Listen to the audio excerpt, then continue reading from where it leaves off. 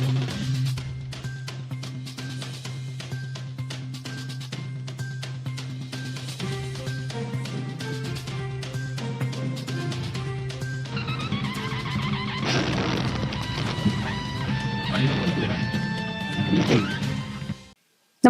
आपण पाहता हिरकणी न्यूज.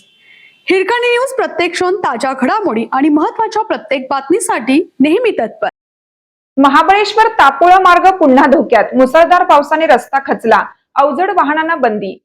महाबळेश्वर तापोळा या महत्त्वाच्या व रहदारीच्या मार्गावरील फळणे वस्ती परिसरात रस्ता खचण्याची समस्या पुन्हा एकदा गंभीर बनली आहे. गेल्या काही दिवसापासून सुरू असलेल्या संततधार पावसामुळे हा रस्ता पुन्हा खचू लागला आहे.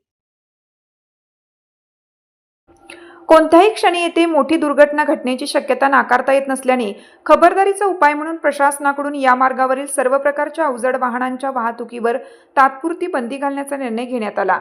सध्या या मार्गावरून केवळ लहान चारचाकी वाहनांना अत्यंत सावधगिरीने प्रवास करण्याची परवानगी दिली जात आहे.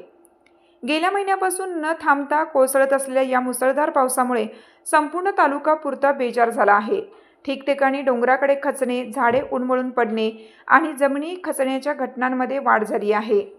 महाबळेश्वरला जोडणाऱ्या मुख्य घाटांची अवस्था बिकट झाली असून त्यामुळे तालुक्यातील वाहतूक व्यवस्थेवर मोठा परिणाम झालाय.